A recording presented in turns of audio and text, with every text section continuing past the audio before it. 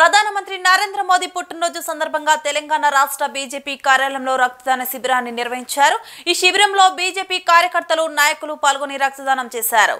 రక్తదానం వల్ల ఇతరుల ప్రాణాలు కాపాడవచ్చని దాతలు పేర్కొన్నారు.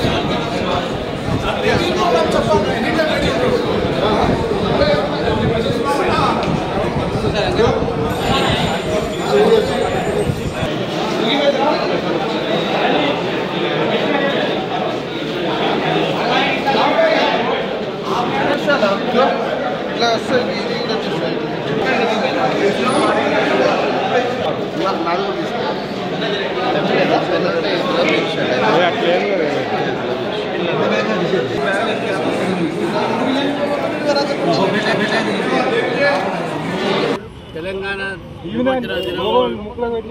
ఇంతకుముందే రాజ్నాథ్ సింగ్ గారు భారతదేశ ఒక తిరంగా జెండాని ఎగరేసి అధికారికంగా కేంద్ర ప్రభుత్వం తెలంగాణ లిబరేషన్ డే జరుపుకున్నది.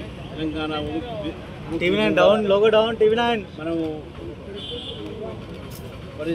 ఈరోజు పురస్కరించుకొని ఆ కార్యక్రమం పూర్తయిన తర్వాత అక్కడే ఈ Bharatiya Janata party youth wing యువ మోర్చా ఆధ్వర్యంలో ఈరోజు అన్ని అసెంబ్లీలో కూడా అన్ని జిల్లాలలో యువ మోర్చా తరఫు నుంచి 75 మంది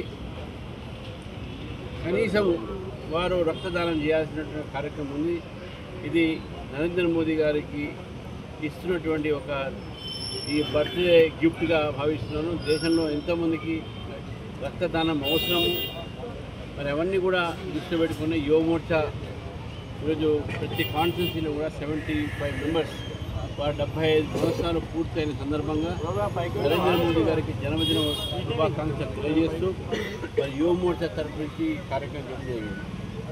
మరి అన్ని దానాల్లో రక్తదానం గొప్పదని మనం అంటాం కాబట్టి అటువంటి రక్తదానం చేసి ఈరోజు యువ మోర్చా చాలా పెద్ద ఎత్తున ఈరోజు విద్యార్థులు కానీ యువకులు కానీ ముందుకొచ్చి రక్తదానాన్ని వారు నరేంద్ర మోదీ గారి యొక్క పుట్టినరోజు వారు చేయడం జరిగింది.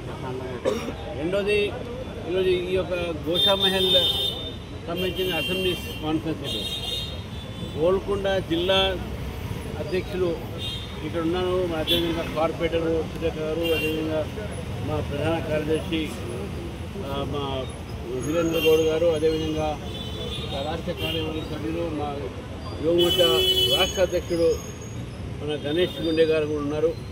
ఇక్కడ మన చంద్రశేఖర్ గారు మా మాజీ నాయకులు దాదాపు అందరూ జిల్లా అధ్యక్షులు, యువ మోర్చా జిల్లా అధ్యక్షులు గారు కూడా ఇక్కడ ఉన్నారు, చారి గారు ఉన్నారు.